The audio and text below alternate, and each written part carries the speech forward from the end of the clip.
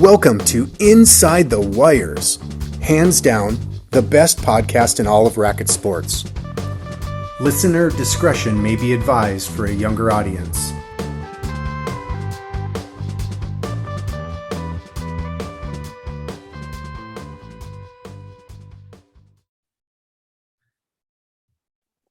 Okay, now it should.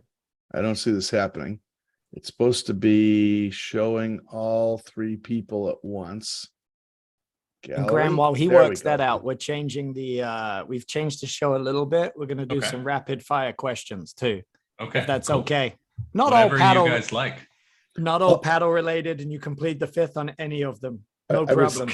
I would say most of them are not paddle related, although Mike Rowley made them non-rapid fire questions. They were just questions. They were well thought out questions from Mike. Sounds about right. All right. We ready? Oh, we're already recording anyway. So, it's gonna be on video. Are you okay being on video? I'm okay being on video. Excellent. He's been going to the gym a lot.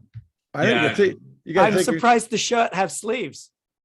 Yeah, thank you. I think listen, when you play in 85-degree weather, you got to do what you can to survive. You get the sleeveless, huh? Yeah, the guns off. That's good. Exactly. Yeah, exactly. All right. Ben, you want to open up and lead the way, my friend? Me? All right. Yeah. Excellent. All right. Welcome back to the show. We're excited to have a return guest, one of the most popular guests on. Graham McNerney, who previously was in Chicago when he was on last time and has now been traded to Pittsburgh. And we'll talk about that one too. But Graham, welcome to the show. Thanks for having me, guys. Happy to be back. Absolutely. So now, is it true that that we traded you for Andrew Ong because he's now here in Chicago from Pittsburgh and you've gone out there? Is that true? That's right. It was you guys, I think, got the better end of the deal in terms of he'll be a long-term good trade asset for you guys. He'll be there. Really? We're going long-term with this one. He's great, man. I mean, look, you guys saw the Chicago streaming last week. Already took down McKnight and Rose on his first week. So I think he should just move to the next city now. Like Chicago's conquered, now we should just go and pop around the leagues and beat all the best players. Are you working on the man bun like him too, or no? Oh, no. He's got me beat on the man bun. Okay, good. Yeah. All right. I don't know. It's. I think you're hiding it behind the headphones there. But no man bun. No man. Good. Bun. No man should have any bun on his head. Yeah. So I assume you can't grow hair, Ben. Is that what that was about? Yeah. The hair is rapidly declining. Maybe in my 20s. Yeah. Not anymore. So I know Andrew jumped right into the Chicago paddle scene pre-official league season and was playing a lot of summer paddle. What went on in the summer there in Pittsburgh? Was there a lot of paddle going on there? A ton of paddle. The good thing about Pittsburgh is where there's not quite the depth of Chicago, but the top guys play a lot. They're all into it. Where Chicago's tricky, as like Ben knows, it's like you got your guys in Lake Forest and then your guys in the North Shore and then you got your guys in the western suburbs and some guys in the city. And it's tough to get all the guys together. Pittsburgh, everyone's 20 minutes away and they're all nuts about it. I guess they don't have any other hobbies like me. So it's very easy to send a text and get a game with the same 4 to 6 guys twice a week. So lots and lots of paddle for sure. Really? So who's the core crew? A week in the summer? Corker, yeah, we play at least once a week in the summer with the Wagner, Karuna, Kaler, Philippe. Trying to think of the Weesey, Medveds. There's a lot of really good guys. I mean, the top 8 to 10 guys in Pittsburgh can go up with almost anybody, excluding the New Jersey, Connecticut, maybe, but really good group of Pittsburgh. That's awesome. Yeah, that's fantastic. So that now, are you guys into your season already? Obviously, in Chicago, we're through week 2. Where did you guys start a season there yet? We start. Oh, my cat's gonna come say hello. Hello to Olivia. We start on Tuesday. But it feels like, I feel like I'm mid-season already because I played Tuesday, Thursday, Saturday. I play tomorrow, and then I play Tuesday, Thursday, and then I have a tournament again. So I'm trying to ramp up as quickly as possible. I like to start the season fast, so I feel mid-season ready to go already. All right, so I have 2 questions. So one, based on all of that, what is that saying about the knee? The knee was a problem previously, right? Does that mean you're good to go? Knee is definitely better. I found some good knee braces. I've been stretching. I took a couple months of really light, not putting much pressure on it. So I've been able to start weightlifting and things like that. So not 100% by any means, but it's it's better for sure. Not on a downward trajectory anymore. If anything, stabilized with hoping to get a little better. Knees over toes. I feel like the Exactly. CrossFit guys. Do you do knees over toes? Yeah, no, I don't. I feel like my knee is so sensitive right now that I'm not there yet. But I know the knees over toe guys and the adults lose all the flexibility and capability to do it. But one day, once the pain's gone, then I'll be a knees over toe. Tell you what, I'm Noah a huge swears fan. by it. I'm a huge fan. I had torn my meniscus in a few places a few years ago, had surgery, and started coming back towards the end of last season, and started knees over toes, and within 2 weeks, completely pain free and fantastic. So Wow. I'm a big advocate for sure. That's awesome. So when you're playing this much like early on, Graham, do you try and taper off in like December, January time when it starts? Do you, and then ramp it up maybe a little bit before nationals? Yeah, exactly. So I, like most people, January and February, that's just cold. It just sucks being outside. We're like, it's similar to Chicago. Pittsburgh's 50 degrees and cloudy. It's perfect every day to play paddle. So I like to ramp up quickly because for me, the season really split into two. It's up until charities and then Detroit and some other tournaments, which are still fun. And then it's, are you going to be ready for nationals? I try not to really burn myself out in those that middle section, like the Midwesterns, Long Meadow, used to be Long Meadow, Long Island, Boston. Like I'll play them, but I feel like in the beginning of the year, there's a huge gap because so many tennis pros and other guys aren't playing the whole summer because who wants to be on a court for another 2 hours after you already have been for 8? So I feel like if I could start fast and like win some tournaments or come in at 100%, then I can have some really good results, which has worked in the past. So I've got the first half down. I just got to repeat it in the second half, I guess is the next step. Hey, not to jump around too much, but I wanted to go back to leagues in Pittsburgh. Like here in Chicago, as you know, it's at some of the higher levels, there's like free agency, I would say, and so people are getting good matches, hopefully on a regular basis, because everyone can go wherever. You're not limited to just your club. And out east, we talked about, I think last week, basically the pros are playing with whatever the best team is, and so they might be playing on a series, what we would call series 4 or series D or whatever they call it out there, and they're playing with someone like me where they're not getting a ball all match, right? So what is it like in Pittsburgh? You talked about the matches you're getting this summer, are you playing those same guys during league or not as much? It's in the middle. So what's really good about the Pittsburgh League is there's no really concentrated teams in terms of like teams just blowing anybody out, but because there's 8 to 10 teams in Division 1, I think there might be 9 this year, there's not enough top guys to support. Like there's not 18 line 1 players. So it is a little bit of A-B. It's not like Division 4, like the Connecticut guys. It is usually a stronger guy, like a -5 PTI guy, and then like a 5 PTI guy.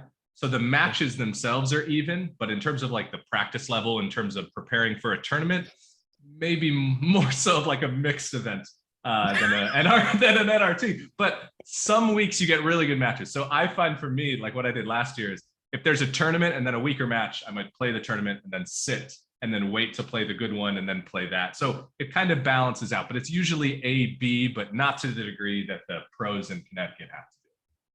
Right. What else, Ben? You got something? No, oh, go ahead. No, I was just gonna, I mean, where was it? Oh, is the Pro Flight event? Was that where Graham was showing the guns off?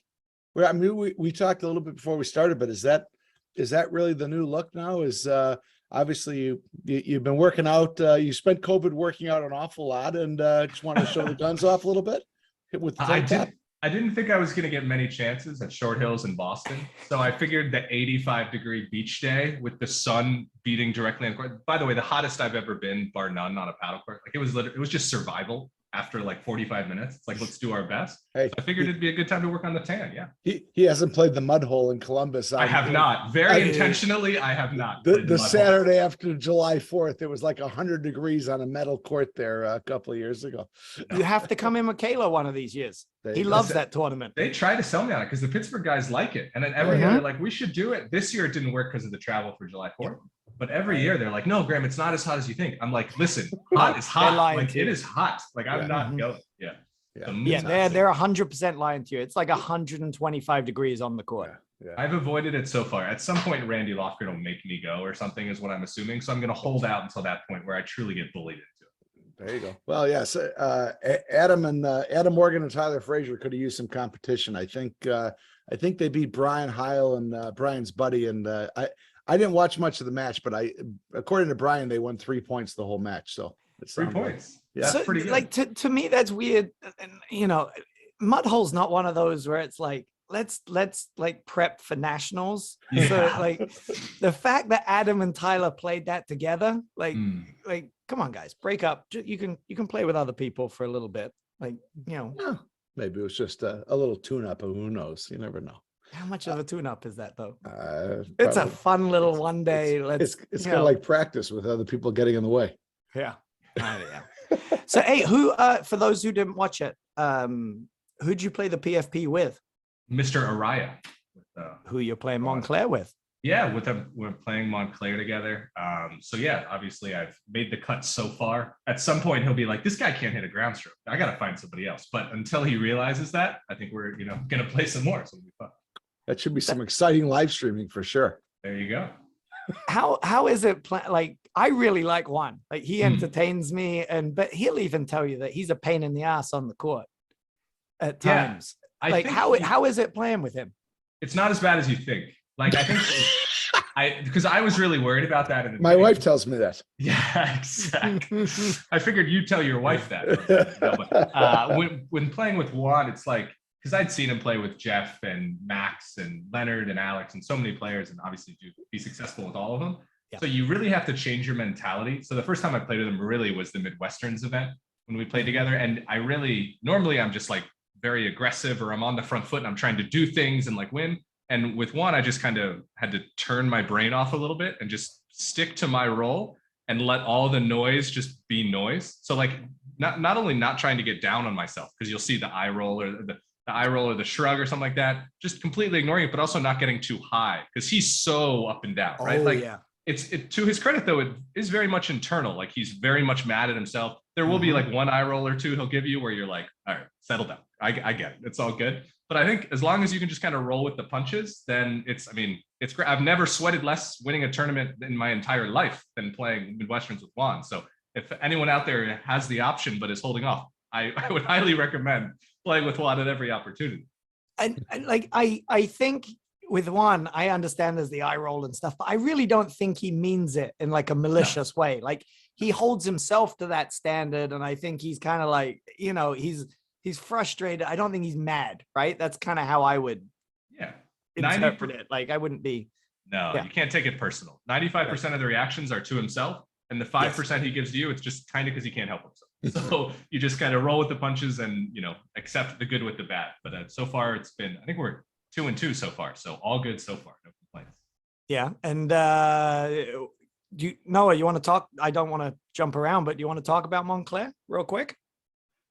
Sure. Montclair's coming up this weekend. I will say that I was out at an event a couple of events last year at Montclair. One of them was their kind of season opening kickoff. And there we go. I think my power just came unplugged, and the laptop has been plugged in for 5 straight years, so it will die fast. So that's why give me 1 second to make sure it doesn't die. Sorry, did I tell you we're putting this on YouTube now too? So the video is gonna go out. It'll be great. I don't think you can hear you now, but that chair looks really comfortable. Get a look at Graham's empty chair now. This would be good video on YouTube. It's a great chair. If you can get Secret Lab as a sponsor, I'd recommend. That's what is that chair? It looks so comfortable. It's a Secret Lab chair, so it's mainly for like gamers and stuff, but it's not like a prototypical, like stereotypical gaming chair. It's actually just a really good chair. So I was about to ask, are you big into gaming because of the headset you're wearing? The headset's good too. Yeah, it's good for gaming as well. Yeah. What are we playing right now? There's not much. I have FIFA up on the other screen. The new FIFA's out recently. So I've been building my little Chelsea squad and playing some Ultimate Team. So I see Ben improves with that. So I don't know what FIFA stands for. Oh, it's Get out of here. No. Federation. I don't know what that is. Hey, we're gonna miss you this time with watching the England games. That'll be sad. I can only watch so many 0-0 draws or like 1-1 draws. Your England team could not be more boring, which hurts me to say because there's so many Chelsea players on it. But every time I'm like, I can't do it. You guys are brutal to watch. No, they're boring. Isn't that all a soccer is That's born? Gareth Southgate for you. No, it's like, what's the difference between 2-0 and 1-1? It's the all same boring. thing. Listen, Yeah. I don't understand why someone would want to run that far and not be able to hit somebody as hard as they can when they get to the other end. Doesn't make any sense to me, but No one whatever. prefers commercials. So, hey, real quick, I got to tell you, I was going to tell Noah, I have a little pickleball story, and then we'll get into Montclair. Oh, another fun game. So I was on social media, and I was watching some like pickleball video, and there's my new. Do you watch any pickleball, Graham? As little as I can. So there's Only a when guy. paint drying videos aren't available. What's that? Only when paint drying videos aren't available. Well, there's this guy called Tyson McGuffin who I really like. He's really entertaining. He's I think I would probably say he's kind of like the Juan Araya of pickleball. He's like very animated, and he's kind of fun to watch. What does that mean, Juan Araya? He's not the Juan Araya of pickleball? So no, Juan Araya is not the Juan Araya of pickleball. Okay, just making sure. No, they're playing the Johns brothers. I think it's Ben Colin Johns and Ben Johns. Yes, Ben that's and right. Colin, yeah. And Tyson McGuffin gets the shot and hits this quick little like slap forehand volley, right? And they're all at the net, and it hits one of the Johns brothers, I think Colin, in the face, and like he looks like he's been shot by someone. Like he's like, oh, and then he throws his hat on the ground, and you can see his brother laughing. And Tyson McGuffin walks away and goes, "I'm sorry, bro." And it's funny. And all these people are like, "Oh my God, that was such a bad shot." And I just chime in with, "Come on, son. It's a pickleball. Let's calm down with the." And dude, the hate that I got on social media with people going, "You don't know how much it hurts until you've been hit by one of these." Get the fuck out of here. These people came after me. Apart from one of the top players who was like, "I completely agree." Tell you what, get hit with a hockey puck someplace where you have no padding. Then you can talk about how much a wiffle ball hurts. People all right? came. There must have been 20 of them came after me in the comment section. I'm like, come on, man, it's a pickleball. It didn't hurt. Let's calm down. But anyway, nice. I digress. Montclair. Let's talk about it. No, Montclair does a good job. I was out there last year. Mick had a season opening kickoff party with the pro exhibition. Just unbelievable support there at Montclair from the members, and they really put on a good show. And then they also had the I'm going to screw it up. The League Classic was out there. The finals and the semifinals were out there as well. So I think that for a tour event that's not a Grand Prix, that's going to be huge. They usually do a really, really good job. So that should be fun. And then I already looked at the weather. Weather looks pretty solid for Saturday. Oh, is it good? Yeah. I think Friday afternoon, Saturday looks good. Sunday, well, this should be over by Sunday afternoon, but Sunday morning. I don't plan on playing on Sunday. Graham, we can talk to Graham about Sunday. Yeah, hopefully I plan on watching probably Graham play on Sunday morning. Yeah. There you go. I hope so. That sounds good to me. I don't know if they're going to stream the quarter reprieve, but if they do, you'll be good to go. Listen, I'm hoping they stream the PTI 25. There you go. Got a fighting chance. That'll be good. All right. So I have a question for you, Graham. So I know that you're I think everyone knows that you're right in the paddle. You're think about it a lot. And so I was wondering, last weekend I was up at Owl's Nest in New Hampshire with Johan's camp at Johan and Stephen, but Stephen wasn't there. And so I went with some guys who, as I ask these questions, you'll see why I'm not going to name them, because I wouldn't want to embarrass them. But you tell me, if the trip starts off, now granted it's a 5:45 a.m. flight out of Midway Airport, which is far from pretty much everybody. But if you're going on the airplane, is it emasculating to wear a neck pillow when you're traveling or not? Listen, I have gone back and forth on this a few times. I don't like wearing a neck pillow, and I'm glad about that, because I don't want to wear one. Because I do, if I see like it's kind of two things. If I see like a dude wearing a neck pillow, I'm like, but then sometimes I see like they know something I don't, because you wouldn't choose to look like that if you had any other choice. No, not if you cared about your appearance. No. Graham's working out these days. He doesn't need a neck pillow to support anything. That's right. Lots of shrugs. Strong enough in that area. Right. We're good. Traps to do that now. All right. So then the next question is it a sign of a problem for paddle when you cancel spring break with your family to go play team nationals? No, Graham's Team gonna say no. Nationals is a great event. It's like what the kind of the future of the APTA needs to keep building on those type of events. And listen, I'm the guy, and I still remember this very specifically. I think when I was maybe 20, sophomore year of college at University of Georgia, I played nationals in Pittsburgh. And I still remember to this day because AJ Karana and Mike Wagner, I played them. And AJ was like, wait, it's spring break. Like, what are you doing? Like, it actually broke his brain. He's like, I couldn't possibly. It's like no one would actually want to be in Pittsburgh here instead in the 32 backdrop. And I was there. So listen, I'm not going to hold any plans. Nothing comes above paddle, team nationals. No. Number one priority. All right. So see, Jason, it's not that bad. Okay. How about speaking of Jason, how about keeping a paddle journal after every single match? Sign of a problem or no? No, sign of a well-adjusted human being who's trying to improve. I love it. How often do we think of something and then, I'm going to do that next time and immediately forget? So I think that's a great idea. All right. Jason's doing okay so far then. All right. Last question related to this. Pre-game meal, if you feel the need to have a beer before the match to, calm your nerves, is that good?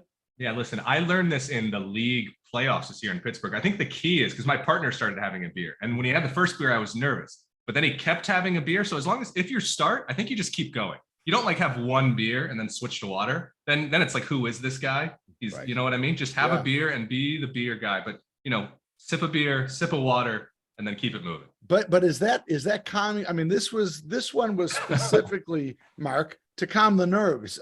Is that it's one thing just to have a beer because you want a beer, but this is you really needed to calm the nerves. You think there's benefit there? I think you'd probably be better off with some edibles or CBD or something than a beer. But yeah, I don't know. We might have to speak to the future on that one. That doesn't work. We'll talk off air. I'll give you a story about that. It doesn't work. But I will tell you, dude, Drew Broderick at Cabin Fever this year, he finished it was like a 3-hour something semifinal. Oh yeah. Came off drink like 2 Guinnesses within 20 minutes and then proceeded to destroy. Was it Colmar Morgan? Was that who it was? It was 0-0. Yeah. He had 2 Guinnesses. He knocked that out 2 in 20 minutes and that was his played meal, fantastic. I think after that long match, that was their meal. Yeah. All right. Yeah. So if Drew does it, how bad can it be? Yeah. Right. And he's very serious. So what do we hey, real quick, what are we thinking for Montclair? Tell me. What are your plans? Yeah, I'm excited. First of all, the draw is amazing. I think there's only one or two people. I know obviously Parsons isn't going and Compson won't be there. And then I haven't seen Hughes Powers sign up yet. I don't know I know they're usually a little bit slower to get started. But besides that, pretty much everybody's signed up. So to have a mini nationals first tournament of the year is pretty exciting. I'm really looking forward to it. It's crazy. It's what, a 32 draw? I think so. 32. Is that where it's at? That's you guys, I think the last time I looked, you and Juan were third ranked. Is that third seed? Right? Yeah, right after Mick and Sven, and then I think so. Third. And then Johan and Steven. Yep. Jeez, that's crazy. First tournament of the year, it's coming in hot. That's pretty good for sure. Yeah, I'm sure. Tyler and I might be in the last chance fairly quickly. I don't know. We'll see. Oh, you got Frazier for Montclair. What's that? I'm just messing with you. I got the wrong Tyler. You got the other Tyler. I hope that Tyler doesn't listen. The wrong Tyler. And I always tell people that the wrong Parsons taught me how to play paddle too. I was taught by Nate Parsons, not Mark. So yeah, that might be my issue. So I blame him. All right, let's get you out of here on a Sunday. Let's go through some quick questions. Is that all right with you? And you can truly plead the fifth on any of them. Okay. Favorite holiday destination? Favorite holiday? Cayman Islands. There's been a couple times. It's my number one go-to spot. Very nice. Very nice. All right. Least favorite opponent? Well, this is easy because last year I got Johan and Steven at the earliest possible time, 4 tournaments in a row, like Detroit, Boston, Short Hills, Nationals, and lost all 4. So, I mean, I'm not the only one going to say Johan, but pretty confidently at this moment in time, very much Johan and Steve. Have you got any wins over Johan? One with Mick, but it was a fresher Steven than he is currently. So, but I do have a win over Yohan. Real quick, you and Mick playing together. Who's is Mick playing the deuce? You're in the ad. We switched, so I would return on the ad, but then we would put him on the ad. So basically, Yohan just had to dump middle the whole match instead of going into Mick's forehand, and they got really frustrated. It was a very slow, grindy match. So yeah, Mick in the ad on that one. He didn't drop. He didn't Thomas and Drew you. No, only probably once or twice. But Mick, we're both so long. I mean, that's a pretty big difference between Drew and I, Drew, Tomas, and Mick and myself. So if you don't hit us, we're gonna get it, and we're gonna be able to do something with it. So I don't know, not that one, not that. Okay, fair enough. And I think I know the answer to this. Well, I have an answer to this question for you, but I'll ask anyway. Best shot you've ever hit? Best shot I've ever hit.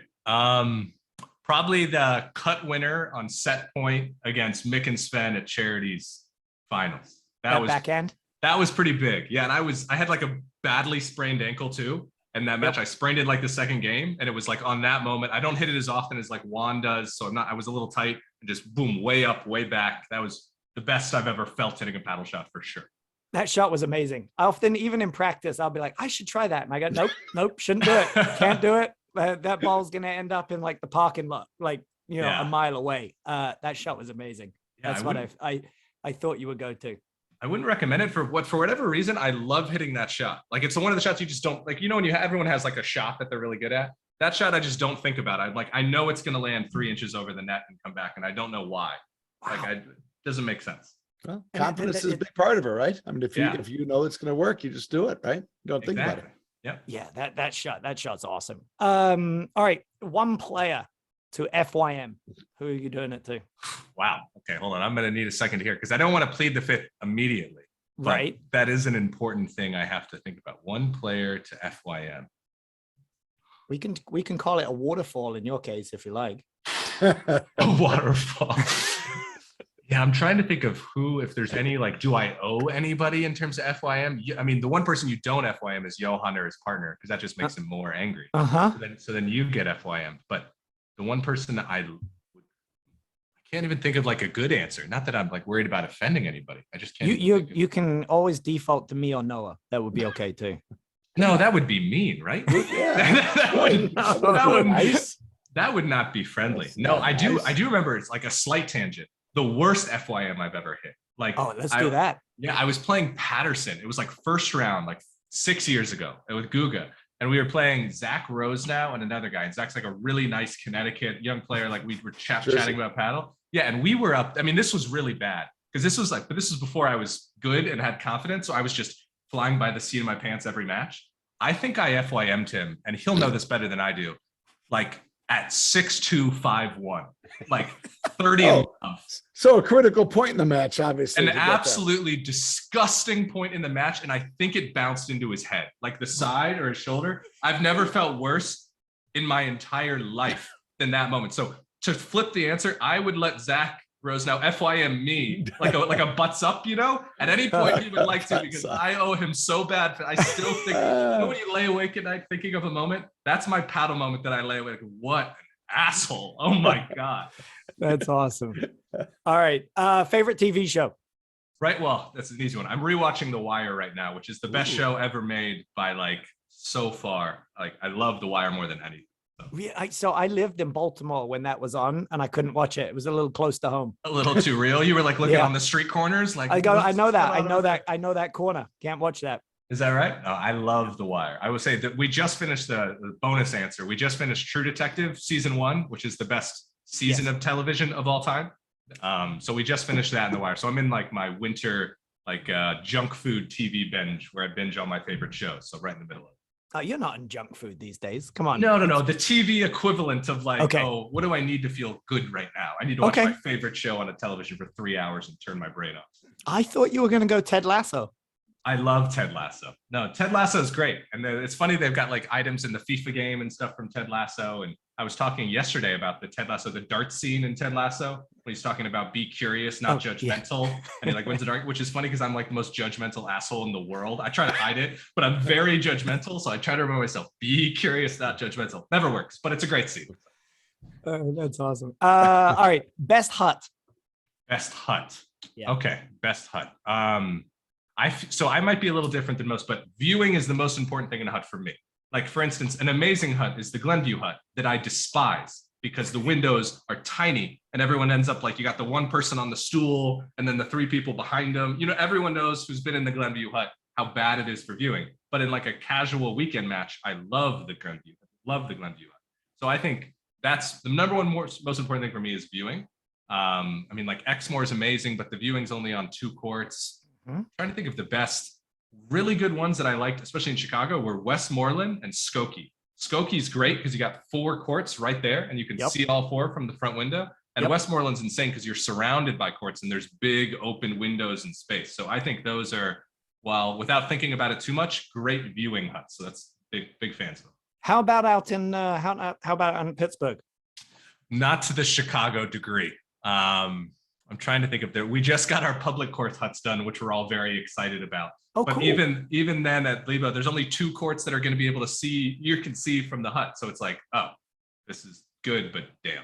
And then some of the other huts are all right. So not to, I mean, Chicago's in a world of its own. I know some of the Connecticut huts are insane. A couple of the New Jersey one, I remember Weburn was nuts, Country Club Darien, but it's Chicago huts, like from hut to hut, is unmatched. It's ridiculous what they do. Yeah. Have you been in Chicago since I feel like I'm going to bring this up every episode now. Knollwood, they got fantastic. Oh yeah, no, it's because you got the whole restaurant, but it's all along all 4 courts. So that's another great shot, and they have like little outdoor patio type area. So Knollwood's another great one for view.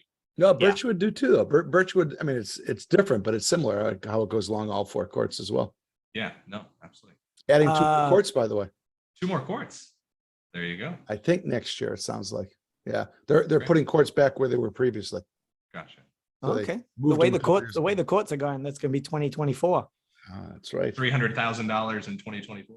God, we need more building companies. Post-tournament drink. What are we celebrating with? This is a lame answer. It's going to be like a Coke and a Five Guys burger is like my go-to. Kayler and I, after tournaments, would always be like, all right, what's the most disgusting food we can eat? It'd always end up like at a Five Guys before you go to the airport. So I'm not a big like drinker. So it'll be like some sugary junk drink and a cheeseburger. All right. That's fair. I'll give you that. Best tournament. Best tournament. Like your favorite one to go to, not like your best result or any of that. Like favorite, best tournament that you enjoy. Yeah, playing. I'll throw you an answer no one else will throw you. My favorite tournament, just because not many people have been to it, will be the Winston-Salem Southern tournament. So so it's a little bit of a strange one. I can't even remember the Southern Invitational. It's a great tournament. I thought you were going with Atlanta there. I was going to say Atlanta, but that's like, that party is like a little too fancy. It's a little too upper class for me, the Atlanta tournament. For Winston-Salem's just everybody sitting around at a fire, drinking and eating together. And then you go back to the tournament organizer's house for dinner. And Jimbo Galloway, exactly. Everyone potlucks the food. And it's just a very, like, there's moonshine going around and like, an hour in and you're like, wow, this escalated quickly. So I like the casual vibe of the Southern Invitational. So highly recommend if you're not qualifying, if you're not getting off the Boston or Short Hills wait list, maybe go to Winston-Salem for the Southern Invitational instead. That's a great tournament. I tell you, the only thing I don't like about that tournament, there's a few courts that are north to south. Yeah. So later in the morning, you're just blinded one end of the courts. I thought you were going to say too that in the final there's a fire pit right next to the primary viewing court. Yes. And for the finals, if the wind's blowing poorly, you're just covered in smoke. But at the same time, like you don't like. I feel like the primary purpose of the tournament is for those people anyway. So I'm not going to say anything. Just deal with the smoke and move on. There you go. So speaking of that, we have a couple of guys here in Chicago that have kids at Wake Forest. So like that's an easy twofer. They go to Winston-Salem to play in the tournament. They see their kids and that's easy. So if anyone around the country plays and looking for a good tournament to go to and they've got kids at Wake, there you go. There's your excuse. Yep. All right, Graham. I know, wait, you're not married yet, right? You're still... I am married. I was going to say I am married as of 2 months ago. Hey, mazel tov. Congratulations. That's awesome. Yeah. All right. What drives her nuts about you at home? What drive her nuts? Well, the lame answer is like, I don't do chores enough. So that's I can tell you the recent one that's been driving her nuts about me. Let's do it. I'm learning Dutch for some reason. We're going to the Netherlands. We're going to Amsterdam over the holidays. I've been like Duolingo and listening to Dutch courses just for, just as a hobby, and it's fun to do. and she's doing a little bit as well. But I like speak in Dutch like sometimes, or I'll repeat back to her what she says, and she's like really stressed from having a long day at work, and she's like, please just fucking speak English to me. I don't want to do this right now, but I just insist on speaking Dutch. So right now it's that. Over the long haul of our relationship, it's my inability to recognize that the sink is full and I could probably do it. It's not going to do itself. Hey, I don't want to offend anyone that listens, but I got to tell you, I think German and Dutch might be the two ugliest languages. Yeah, like there's a lot of like slangs and no duh. Like, yeah, definitely a lot of phlegm activity, a lot of throat activity that I'm not used to. All right, you gonna go to any like Eindhoven or Ajax games while you're there? No, so we're going actually to a Chelsea game. So we're calling it our honeymoon over the holidays. So we're doing Amsterdam for a week and around the Netherlands. And then we're going to London for a week too. So we're doing the Boxing Day game against Bournemouth. And then we'll be there for 5 days. So, yeah. I love that you called it Boxing Day. It's the best day of the season to go to a football game. I'm excited. So maybe you can help me. I was trying to explain today, or yesterday, they're like, are you going to a game? And I'm like, yeah, I'm going to the game on Boxing Day. And then they're like, why is it called Boxing Day? And I presume it has just to do with boxes from leftover from Christmas. You know right? what? If everyone's always just called it Boxing Day. I've never looked up. I always just assumed there were fights the day after. We're a big boxing. Oh, I'm the opposite. I thought they were like boxes from all the presents, but I'm making it up. No, nobody really knows. I've looked it up before, and there's no one really knows. Answer. Like, nobody's definitive on it. I don't think no one I know has ever questioned. It's just Boxing Day. That's what we call it. I don't know. In my head, I always assume we're a big boxing and fight island. So I don't know. I always assume there were big fights or something the day after Christmas, but no idea. Okay. Sorry, but yeah, Boxing Day football games are like the best. Excited. Oh, dude, it's awesome. You're going to have a great time. And outside of Tottenham, Bournemouth's my second favorite team. I love that Bournemouth. Is that right? You think they're going to stay up this year? No, they'll go down. Me neither. They're going right down. I was hoping I didn't have to break the news to you on this podcast. That would be very rude. No, I always liked them because they were never in the Premier League. They were like my third division team that I always liked when I was like 8 or 9, and we'd go on like vacations and stuff down in Bournemouth. So I don't like them. They're a Chelsea bogey team over the past like 10 years. They've gotten like random good results against us. And they've got the name like the Cherries. And I'm like, oh, get this team off my, like, I don't want to watch this team anymore, but I'm hoping that this year's Boxing Day goes a little bit better. All right. Well, Noah just tuned out, so maybe we should stop talking football. Could add zero value to that conversation. All right. Now you're in Pittsburgh, but you were a Chicago guy for quite a while there. Mm-hmm. Best team that you've ever been a part of, and it doesn't have to be like skill wise. It could be the après paddle, but best team you've ever been a part of. I will say, and this is something that haunts me like right now. I'm sad I was never there for like the heyday of Series 1. Because even I, like from Atlanta, would like look back and like, no, they tell like, here is the pre-Midtown team, and you have the Onwentsia team, and then you'd have like the Salt Creek team, and you have all these amazing teams. It's like Vancia, Uline, Smith, Durant, everyone. But I'm really sad to say that I don't think I ever had a team of that true caliber of like what old Chicago Series 1 truly was. Like we had some really good teams at Glen Ellen, and I got to play on some good teams at Sunset Ridge too that were like always a blast. But I would say, sadly, I never got a true Chicago Series 1. It was already on the way down by when I came in. So when did you come in? I want to say like 2017. Okay. Yeah. Because I was on the back end of that like Midtown team. Like we had, Girani, Mansinger, Gambino, Struck, Burka, like that team. And I always think I was kind of lucky to be, I was lucky to be the back end of that team, the dice games and and all that stuff. But that was, that's the good thing about Chicago. I thought I was part of one of the, true Chicago paddle teams.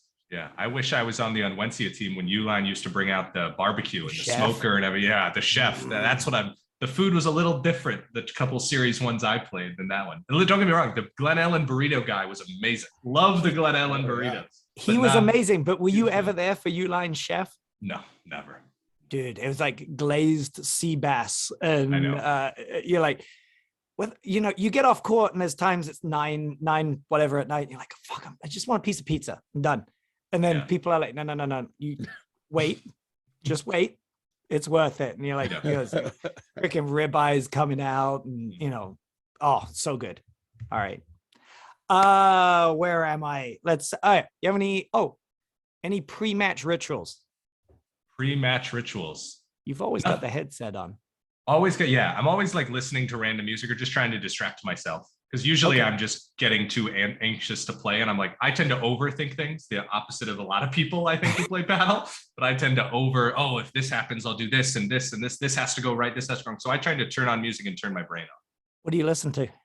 I'm trying to think before matches, I would probably listen to some maybe lo-fi or some calm. My wife calls it sad girl music. I love I don't know, some people know this, but like Phoebe Bridgers or indie rock where like female vocalists, like melancholy. I have a whole playlist of just melancholy music. Oh, geez. It's usually melancholy or really angry. I'm usually one of the two. There's nothing in the middle for me. That's to pick you up before the match, huh?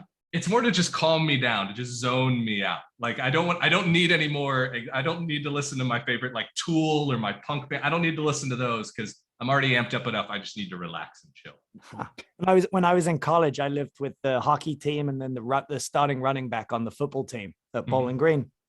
And he used to listen to Boys to Men to get pumped up for a game. Yeah. And then in the evening, you'd come home and DMX was cranking from his room and you'd go in and he's fast asleep. I don't get how people do that. It was always so weird. But favorite commentator. I think Innes is the best commentator by a good margin. And no offense to my boy Mark Fischel on this one, but Innes is like he hasn't done it as much, so he's still fresh and his insights are a little bit new, and he just seems very casual. For me, the best commentators are the ones that you can just feel like they're having a conversation with you. They're not too much comment. Like I feel Fischel and Jerry and Brad, they're very much commentating the match, you know what I mean? But I like the Innes or the Bostrom when he goes on, just the ability to just provide a little bit of high level insight while keeping it casual. That's more. Yep. Yeah. I like when they had, they'd have like Max come on.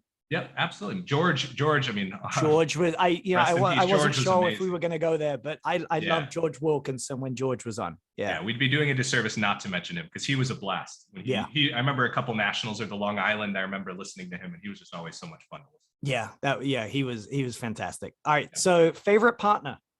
Oh, you can't ask me that. I have like 1,000. This is like going to be the cop-out answer where I say my dad is my favorite partner. Or actually, I'll think of weird ones here. So favorite partners. What about that time you and I played in Chicago before you left? Was that was a peak for for me. me? I've definitely not reached that level that high again. Okay. I will say, though, this is going to make some Chicago people mad. But the only partner I think I'm undefeated with is Jay Woldenberg in Chicago, who is like, this is, yep. See how Noah put his hand? If you don't know Jay Woldenberg is, that's okay. Oddest man in paddle. And this is gonna be very bad for his teammates that I'm name dropping him on this podcast. I apologize to Ong and Mansinger and everyone else, but Jay Woldenberg and I had a bunch of good wins in Chicago and practice matches and never lost a single set. Ultimate paddle competitor. Hey, ask Ben who he played with this week in league play as his partner. No, week before. Oh, sorry. Week before. I figured on my team, I knew he was floating around because, Series 1's kind of. I've heard. I was like, well, I saw Jay wasn't playing Series 3. I was like, fuck, I'd rather have him on my team than play against him. So I'm like, I called him up, Jay, we need you. Come. You don't want to play against Jay. That's way better to have him on your team. Yeah, Jay played with Madik this week. Jay, so he went from you and Ong and Madik, just three amazing players. Well, I appreciate you saying that. But so our opponents came. It was like Dan Rosenberg. Dan's like, who's your court one tonight? I go, you got Jay Woldenberg. He's like, are you serious? He goes, who's he playing with? I go, Madik Javinsky. He's like, fuck, what? I actually think that's better though, if I'm Dan, because I think Jay's really grating if you're like around his level and he's like very difficult. But if he's playing with Madik, it's like, oh, you lost to Madik. You didn't lose to Jay. You don't want to lose to Jay. Losing to Madik is fine. So I was like, Dan, you got to pick your poison. Do you want to be out there for 9 hours, or you want Madik to punch you in the face? Which one are you going to go with? Take your medicine, get punched in the face, and go enjoy the food. They were out there for about 18 minutes. I bet they were. Yeah, that's so bad. So Jay Woldenberg is just a legend. I think he's amazing. And I tell you, we did about an hour of question time about Burning Man when he came off the court. Yeah. No, I've heard he always, that's his like thing, right? Burning Man every year. Crazy. I think I know he's a very odd grading person sometimes, but every good story in paddle in Chicago, at some point you're going to hear a Jay Woldenberg reference in a positive light, a negative light, but it makes it hilarious. It's just a total wild card getting thrown into these scenarios. So that'll be my answer for this go round, Jay Woldenberg. And one of your partners, Mr. Compton, I have never seen anyone take such joy in hitting someone as when he hits Jay. The JPEG. The JPEG, as it's appropriately named. Nice. Yeah, nice. Compton's a prime example of when he plays against Jay and he hits him, loves it, plays with Jay. If you go up 2-0, the set's over. They're done. They're completely falling apart. So Compton, a very different answer than me, mate. Oh, that's awesome. All right, Jay Woldenberg is favorite. I love that. Favorite city in the world, anywhere? Chicago. Attaboy. I love Chicago. Living in the city, like there's nothing better. It's great. You did live in a good location. Oh yeah, in the city. I mean, there's like the summer's incredible. Even like Pittsburgh, the summer's just been too hot. I mean, global warming, obviously it sucks at a lot of places, but it's just so much so hot and humid. Nothing better. Bike ride on the beach in the summer, playing volleyball on Lakeshore, and then you get paddle weather 9 months of the year. It's like, how do you beat that? All right. Well, you're welcome back anytime. Wait, as long as we're doing that, can we ask the follow-up question, which is where next, right? Because Pittsburgh is temporary, somewhat, right, for school. Everywhere's temporary, no, but yeah. So it's she's in her second year of graduate school right now, and then we'll have to see where she gets a job. She loves Chicago as much as I do, so it's definitely on the card. But we do really like our time in Pittsburgh, so we'll see. Or maybe the Dutch kicks in, and I'll be in Amsterdam. Who knows? Maybe he could be in Amsterdam. No. There you go. Best player ever. Best player ever. I'm not going to think very hard. It's Johan. Just like you could do the generational argument if you want to. Like, when I listen to a lot of Russillo and Simmons, where it's, well, is it Russell in this era or is it, Kareem, et cetera? No, but it's like, as far as best player ever, it's Johan. Yeah. I think that's a fair answer. And current paddle and the favorite paddle you've ever played with. What are we going with? What are you using right now? It's just out of shot, and I actually would grab it, but my cat, I swear, she's sleeping on my bag right now. It's the new Masters M Pro, which I really like a lot. Is that the red one? Red and black one. Yeah, okay. It's really good. It's like a little stiffer and firmer. I like really like firm, solid paddles. The thing I cannot stand more than anything in the world is if a ball hits off center on a volley and it doesn't go over the net. I'm like, my brain like explodes if a paddle has a small sweet spot. Some of like the old Wilson paddles had like these tiny sweet spots, and I'd be like, how do you people do this? So I think right now, M Pro, and I love it. I will tell you, like, I just got my wife like I'm sure you've seen them, the big paddles now, the 100 square inch, the L2s and stuff. I think it's crazy that I think that could be a thing where people could start making paddles bigger. Like, who knows? Because I think it's great for someone her level, like having a bigger sweet spot. Let's not talk about things being bigger on this show currently. The circumference of the head. The circumference of the head. There's no rules on that. So that's what I was exactly. Is that like the Green Prince tennis racket when that first came out? The 109, whatever, the giant one. Oh yeah, that thing was huge compared to everything else in the market when that first came out. Yeah, so that's a good idea. And what weight of paddle do you play with? Do you put lead tape or any of that jazz on there? What do you go with? A little bit of like the vibration, the white strips, which add like a tiny bit. I don't know. This is like I'm not OCD, but an OCD thing. The edge, it's great if you want to put weight on it easily, but you can always just get lead tape and put lead tape on it. But I don't like the Masters paddles having a gap on the sides. It feels like it would make it structurally less stable. So I have to fill it in with the white tape so that my paddle is whole. So it adds like 2 grams of weight. But a lot of people like adding weight to the paddle, especially like pickleball, I've seen people add a ton of weight. Yes. So I add like a tiny amount of weight, but it's ultimately pretty negligible. Are you like with everything in paddle, you're super specific and like shot. I feel like I watch you play and shots people are going to hit before they've hit it. Yeah, it's because that's again the neurotic side of me where I'm always thinking about paddle all the time. So are you neurotic with your paddle? Like the grip's got to be a perfect size and the weight, and like are you that way with the equipment? Not too neurotic. I do know some people who are like really. As long as I have 2 similar enough paddles that don't feel different when I go from one to the other, then I think I'm good. The one thing that I really struggle with is I'm very sweaty. And if I get like my grip gets slick at all, then I like lose the ability to hit cut overheads. I don't know, like mentally, I like can't swing at the ball. So No, I do go through like 100 grips, 50 grips, 100 grips a season. So that I definitely do a lot of. All right. Where are we at? You said about the dishes in the sink. Can you cook? Do you cook? Poorly.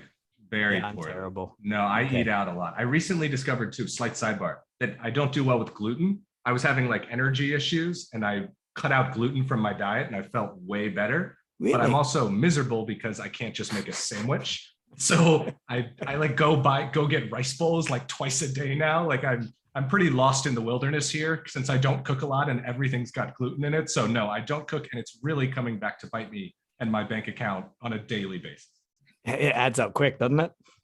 It's I don't actually want to do the math. Like today I was like, oh, I spent $15 times 2 times, okay, never mind, stop. And then I have to stop because it hurts.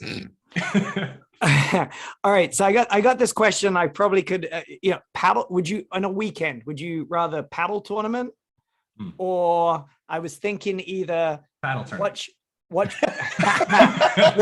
watch soccer all weekend, video games, or a paddle tournament? Which are we going with? It's clearly a paddle tournament. Okay, I will say enough. There's nothing better in the entire world. Like, so I was just thinking about this today. October is the best month of the year because it's like paddle season's coming. It's 50 degrees. You got some tournaments. So paddle tournament over everything. But I will say my number one favorite, like perfect weekend if there's no tournament, is like playing a morning match at like 9 a.m., recording all of my soccer games, and then coming back, going through all my soccer games, and then football's on when I finish. It's like the perfect day of just being a vegetable, but I exercised in the beginning, so I'm good to go. I got to tell you now, I felt like the biggest dick the other week. There's a couple of us, right? You, me, Ben McKnight, Mark Cunnington, I think Marshall Chapin's on there. And we were, I didn't realize Graham records the games and watched them later, and we're talking about the results. He goes, "Can you guys remove me from this text chain, please? I don't need to be part of this anymore."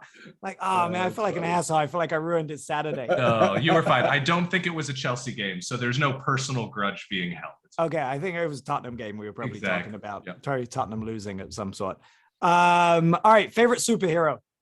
Favorite superhero. Thor is the correct answer, but you go ahead. Well, with my hair, I'm kind of aiming for it. Right, that's where we're going. I've been told I look very similar to Chris Hemsworth. Very similar. No. No. I'm trying to think. Favorite superhero.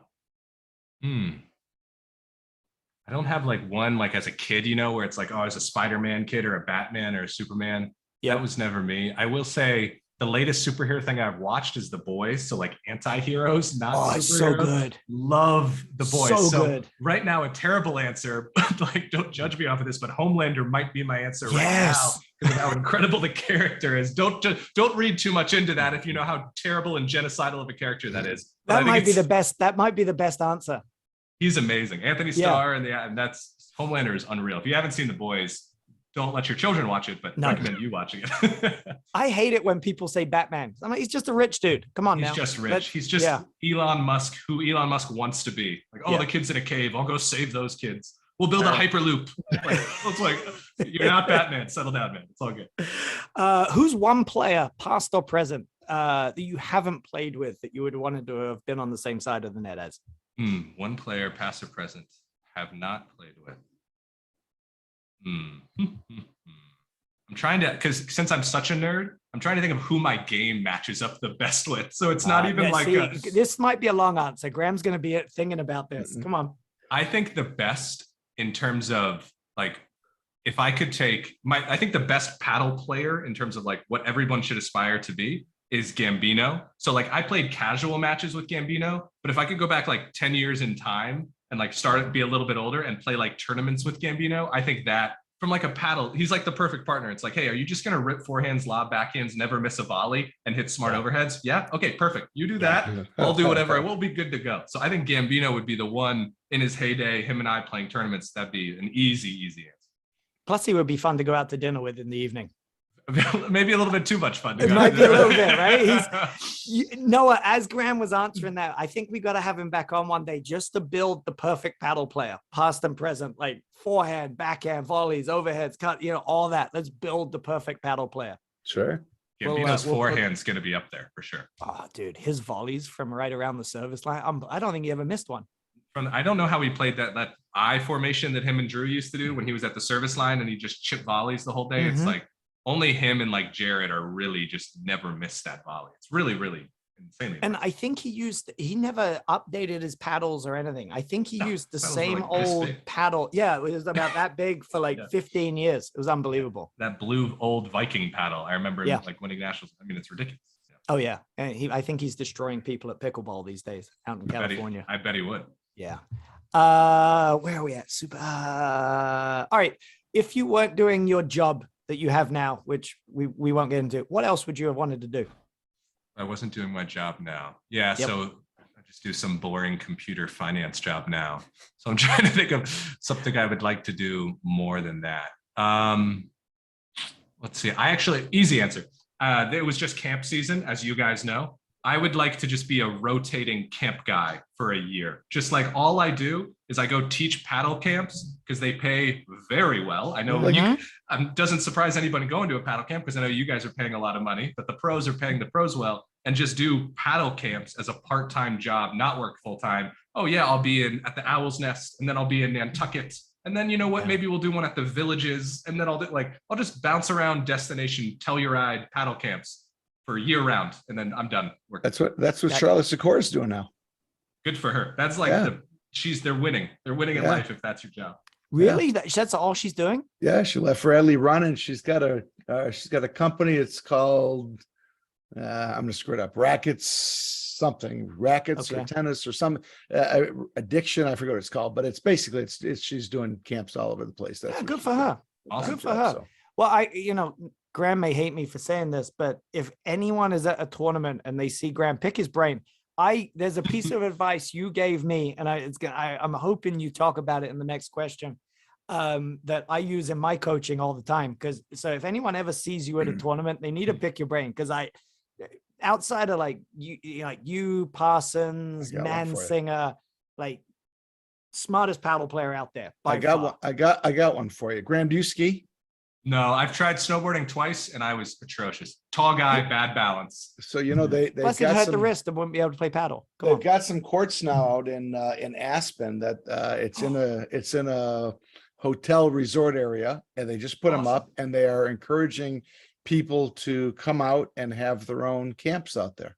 So if you wanted to have a camp out in Aspen, Graham, you could be that traveling instructor, and I got to reach out to Charlotte, and then we'll be good to go. There you go. Go out. Ian Hintz is running that, so you can reach out to him. And, good absolutely. For him. It's awesome. In Glenwood, Colorado, I think. So there you go. There's your spring break event right there. So you're running a paddle camp. All right. If there is one piece of advice you could give to your kind of average club paddle player, what would it be? Yeah, I just did camp, so this one's fresh in my mind too, and it ties right off the Gambino point. Your average. Wait, real quick, you just said you just did camp. Just a couple week of camps in Pittsburgh. Just helped out with some of the ones at the awesome. At the rack. That's great. They're very lucky to have had you. Yeah, I'm sure. I hope they feel similarly.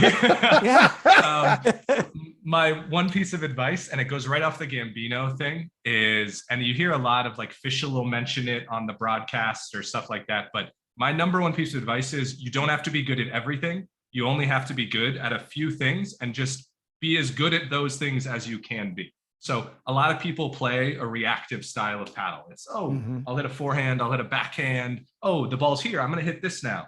But paddle, the court's so small, you don't have time to improvise unless you're Juan and Johan or Steve DeRose, my hero.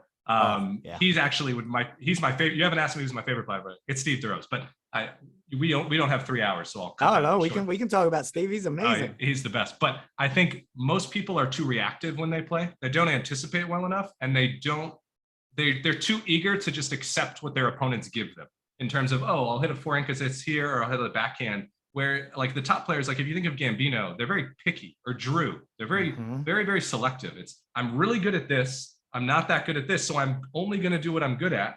And the next step is my opponents are really good at that, and they're not as good as that. So I won't let them do the thing they're good at as many times as possible. And then I'll let them only do the things they're bad at. So that's the number one thing. Like if you're out there and you're playing and you're like D3 or D4, and you're trying to work on a forehand and a backhand and a cut overhead, focus on what you're really good at and what you have a natural affinity for, like you have a really good forehand or a backhand. Focus on hitting that shot as many times as possible and cut all the fat. And then next summer, come back if you want to try to hit a backhand, and then you'll eventually come to accept, like everyone else, that you just don't have it, and you can drop it, and then you can go back to just hitting forehand. So do what you're good at, not what you're bad at. You think that's why like Broderick Palmer was so good? Like Palmer would never play, and then he wouldn't try and reinvent himself. He knew what he was great at, right? He's also an alien, Jared Palmer. But But but you're right. He would hit every ball to the middle of the court, all of his lobs to the middle. He had a great forehand. He didn't do anything fancy with his backhand. He'd lob it, or he'd just kind of chip it sometimes. And then he'd just make volleys. How many overhead winners did Jared Palmer hit in his life? Like 9. But he didn't need to do anything more. So that's obviously there's a correlation between Palmer and Gambino in terms of what Drew's looking for a little bit in a partner, like guys who make really smart decisions, who grind, who have 1 or 2 elite skills. So in both Jared and Gambino, elite forehand, elite volleys, and everything else, they will not miss. They refuse to miss. So I think that's the best tip, is just do what you're good at and not what you're bad at, which sounds easy, but it's really hard to do. I love that. Noah, did you listen to that? What? No. So let me ask you a follow-up on that. So if that's your mindset and whatever, let's say your forehand and volleys are good, right? So would you, along those lines, would you try to set that up so that your opponents are giving you those purposely, or just be cognizant of waiting for those and taking those when you have the chance, and everything else you're just getting back in play? You definitely want to be able to, and that's a step that a lot of players don't get to, because there's a natural flow to paddle. You guys are top level players. You get it. There's a natural flow when you get in a rhythm and you're hitting good lobs and you're moving. I think you definitely have to be proactive, not reactive, in terms of if you're looking, say you're an ad player and you like your forehand, if you stay in your home base and you just wait there, and you're never going to get a great ball to do anything with, you got to be able to do that lob, high cross court, shift to the side screen, turn your shoulders and go. So I would definitely say that the first step is, like, if you think of levels of beginner, intermediate, advanced, first step is be able to identify what your strengths are and look for them.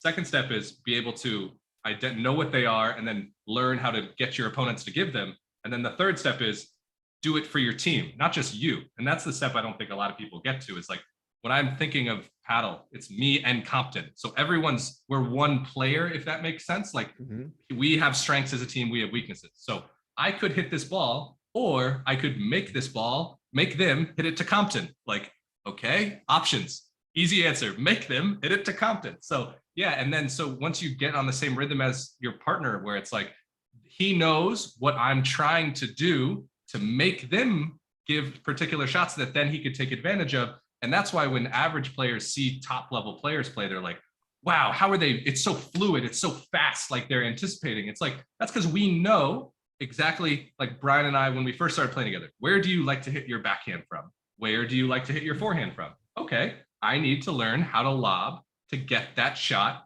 for you. So that's, again, it sounds easy, but it takes a long time to get there. But yeah, definitely be proactive to determine what your strengths are and how you could how you could hit them as many times a match, because it's more fun if you're hitting your best shots and winning, right? Well, I got to tell you, I think the best example I've ever seen of that was I think it was the semis of Charities last year, you and Compton against, was it Mick and Sven? That was the quarters, yeah. Was that the quarter? I'm sorry. I don't think you hit, like, I remember you saying to me, you're like, I think they might work out in a minute to hit it to me, but like Compton didn't. You guys managed to get that ball to keep going to Compton. I don't think he missed the ball for half an hour. Yeah, he was swinging for the fences too. It was unbelievable. That was one of the craziest things I've ever seen on a paddle court in terms of like just shot making and like being just complete green light. Like it was like a 45-minute heat check, and he just never, you know what I mean? It was just like NBA hot, and like you're just draining threes in a row. Yeah, and I think that people struggle because like I think that's what makes matchups really difficult, is sometimes you do something really well that like hurts your opponent. They have to play into your strengths. And for whatever reason, just that match in particular, the way they wanted to play with Sven taking more overheads or doing this, because I was just doing nothing. So they're like, well, we don't just want to let Graham do nothing. So they were trying to create something, and Compton happens to have an unworldly backhand. So yeah, listen, I love nothing more than sitting there and telling my opponent or telling my partner great shot, and and like shaking hands at the end of the match. Like I'll be an observer all day if I have to. It doesn't say on the scorecard, right? 6-4, 6-4. Oh. Graham did nothing though, right? Like you still get the credit for the win. Exactly. I'm a good partner. That's what I pride myself on, no matter who I play with. Like if you watch me play, like let's say I had to play one round, let's say it's like a team event, one round with Compton and one round with Araya back to back, I would play those entirely differently. One match I'm playing the do side with Juan, or the ad side with Juan, and I'm taking ad side at the baseline, do side at the net. So I'm taking no overheads, and I have to be a little bit more aggressive with my forehand and my movement. The next match I play with Compton, I'm on the do side at the baseline, being a lob and blitz bot. And then at the net, I'm taking every single overhead. So I'm really just trying to make sure that I can best fill in the gaps for, as a team, what my partner and I are good at. And that's where, when you get great teams, you get people who fill each other's, aid each other's weaknesses and then boost up their strengths. And that's what I pride myself on being the best at. Well, I think we could talk about this for hours, because there's two other things I wanted to touch on you real quick about the how to play, for advice for club players, because I think this is so interesting for them. We were talking one other time, and I was like, we were talking about game plans, and you're like, I've got two game plans. I've got game plan A, and then if that stops working, I go to game plan B. Yep. Like, it's not, you haven't got 1,000 different plays you guys are going with. You keep it really, really simple, right? Yeah. Please, No, I think the key with that is you don't want to feel like you're adjusting on the fly too much. It's like if someone has a good return, you never want to feel like you're trying to hit a better serve or you're kept trying different things. It's like, no, have your best strategy. And then if that's not working, have a backup and get more comfortable, like a more comfortable place where you're not losing a lot of points. Yep. So I think with paddle, one of the things is strategy wise, people have strengths and they have weaknesses. And if you match up well with your opponents, then you can play to your strengths and you can play your style. But sometimes, like when we play against a Johan, his returns are better than our serves. So, and like their ground strokes are so good that you have to be able to fall back on and kind of play from the baseline and go to that plan B. So once you kind of learn that rhythm and that flow of paddle points, then it's just a small tweaks here and there, because at the end of the day, you still have your same strengths and weaknesses, and so do your opponent. So you don't have to change everything. It's just maybe this is a serve and stay back, or maybe it's an eye. And maybe in this particular overhead, I can't hit it this match. I have to hit this overhead. So it's not wholesale changes. You are who you are as a player. So I'm not advising anybody to go work on a crazy new shot or do something brand new. It's just make small tweaks to minimize your opponent's strengths and maximize yours. And that's really as simple as I can put it, but obviously in practice, a little more complex. To me, that was so simple, and I was like, oh, that's genius. But so simple. And I will say, I've got one other thing. It was Tyler Owens and I were playing at Midwesterns last year, and I think we got beat up by Philippe Rams, and it was like the round of 6. Yeah, right. God, that guy's good. Unreal. Yeah, he's gonna win a nationals, right? He has to. I would, as long as he sticks with it. He's got the talent. There's no doubt. But he needs someone like a you or I'm not going to besmirch Mike Wagner anyway. Well, Mike Wagner is very good, right? Yeah, Philippe, he's so talented, right? No, yeah, Philippe's got every shot. I think he's got to go through the same phase that like Johan did, where it's like I have every shot, but I don't have to use them all the time. Everyone has to have that moment at some point in their career, unless you're Juan, and then you just be Juan, and you're just doing crazy stuff the whole time. But yeah, it's just a matter of like, hey, I'm really great at these things, but I don't have to be great to win a match. Where right now, I think Philippe has to play great to win that match, where he'll learn how to win easier, if that makes sense. Yeah, and he's like the most relaxed player on the court. It's like, whatever, we're good. Outwardly, he's relaxed. Yes. Inwardly, yeah. I think Wagner might be the most relaxed player I've ever seen on a court. Really? Okay. He's the nicest paddle player I've ever seen in the world. Like, he's never been mean. He's never been angry. He's super. He's just very relaxed. He's very well adjusted. So he's a great partner. But Philippe, I would definitely bet on the over 0.5 nationals. Sure. All right. So yeah. So after Philippe gave us a beating, we Tyler and I were talking to you. We're like, we're just picking your brain. We're like, one piece of advice. He goes, and you said we hit some ill-advised drives. You're like, wait until you get an A+ drive. If it's not an A+ drive, don't hit it. And I gotta tell you, I use that with my clients all the time. It's the simplest thing, but it resonated. It was so smart. It's just keeping it simple, especially when you're playing guys better than you, which I'm sorry if this is news, Ben, but Philippe and Mike are. Seriously? slightly. Yeah, I'm just going strictly off of PTI. No, Yeah, a little bit. eye test, I don't know. But yeah, if you're playing people better than you, especially they want to get the match over with. Like they want to try to beat you. So you just got to hang and be very picky, because if you play your B game into someone better than you and they're playing their B game, you lose. So you have to play smart, solid, be very picky on what you're going for, because the better team often is going to press, because they're like, you're worried about your tournament is that match, right? You're trying, if you win, huge. Their tournament is, I have to be ready for the semi, and then I have to be ready for the final. And then, so just grind, calm down, keep things very simple, and know when you step on the court, I'm hitting this shot and I'm not hitting this shot, because I don't need to. I'm going to get plenty of looks at your best shot. That I hope everyone listens to you on that, because that is all three of those points. I think if they need to come to a paddle camp that you're doing. Well, I got to do more. I got to quit my 5 day to job 10 first. grand ahead. That's all you got to charge. All right, I quit my day job right now. There we go. Done. Let's do it in Aspen. I have a topic for you guys that you guys should do at some point. Ooh. I was just thinking of today, random like topics when you're talking about build the best player. And I don't know if you guys have done this, so I apologize. I might be showing my ignorance. At some point, you should do a comparison, not 100%. You should do a comparison between paddle players and like their professional counterpart in any sport. Like what player, what is their player comp into a sport? So I'll give you an example for the two ones that I think are almost 100% accurate in terms of who they are. I think Johan Durant is LeBron James in NBA, in the same way that he started off with like an Albrights versus a Cleveland. He's won 4, but he's been in 7 finals. And then he went to the dream team Miami with Parsons. And then he came back to the Lakers with like Mitchell. I think there's like really good Durant to LeBron comp thing. And then the counterpoint to that would be like, I think Broderick is Tim Duncan, like Mr. Fundamental, like just really solid, does it all properly, can beat LeBron and the Heat even going head to head just due to solid play and like team composition and stuff like that. So I would be curious. I haven't thought about it deeper than that. That's it. Oh, I like that. All right. Next time it. we have you on, we're going to build the ultimate paddle player, and we're going to do that. That's it. The entire I got show. it, Ben. Ben, I can be the team's assistant athletic trainer. That would be that would be my comp. You got to find a name of one that you can compare yourself to. Yeah, nameless, faceless. Any sport, I think you could probably get some really funny ones of like a Girani is, or somebody is, or who's the Kyrgios of paddle, or who's the, whoever, these characters. Or you can even get some soccer players in there. So I think Kyrgios of paddle, huh? Yeah, it'd almost be like a Juan, right? It'd almost be. I see it. First name that came to me, he's in Louisville now. He might try and hit me with a forehand if I actually said his. Oh, is that Baxter? Is he yeah. Oh. Yeah.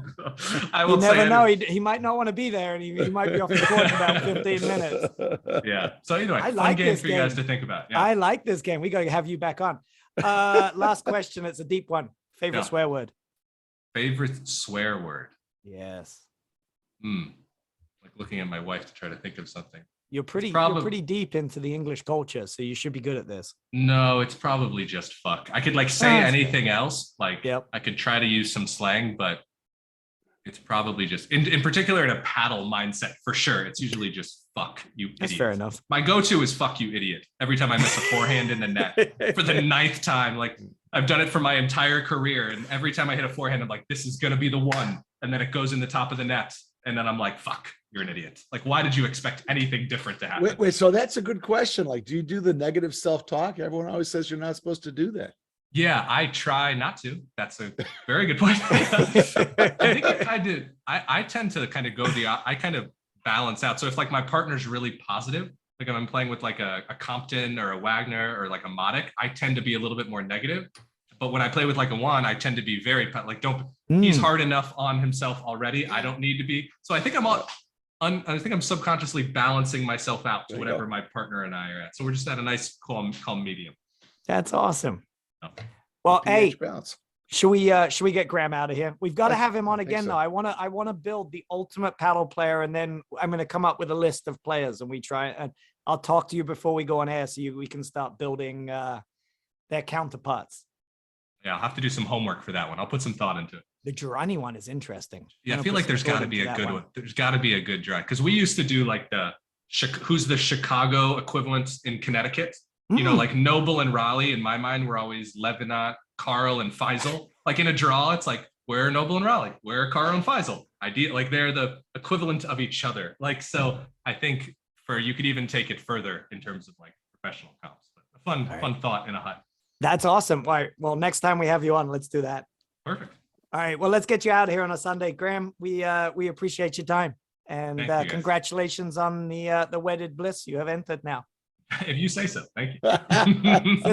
says the divorced guy. No, congratulations. That's awesome, buddy. And we'll see you in Jersey at the next weekend. See you guys in Montclair. Absolutely. Right. Thanks, Graham. Right. See ya. Take care. All right. We're very happy to have on a very well-received guest last time, one of our highest listened to shows, which was Graham McNerney. Graham's joining us from Pittsburgh, and just before the first tournament of the year, going to talk about all things paddle and otherwise. So here we go. Here's Graham. All right. Thank you so much for listening Inside the Wires. I feel like we have started the season hot this year. We had Mike Rowley last week, and we've got Graham McNerney this week. And to future guests, the bar has been set. You need to bring it. These guys have been awesome. So thank you so much to Graham McNerney, and best of luck to him and partner Juan Araya at the Montclair tournament this coming weekend. Check it out on the live stream. I'm sure you'll see them. You probably won't see Noah and I on the live stream, but unless we run across the screen naked. That's the only chance of getting on live streaming. And please turn your screen off if that does happen. But thank you so much to Graham. Best of luck to him, and we will have him on again soon to build the ultimate paddle player and their other sporting equivalents, because I think that's really interesting. So we'll have him on soon. Thank you so much for listening, and we are out of here.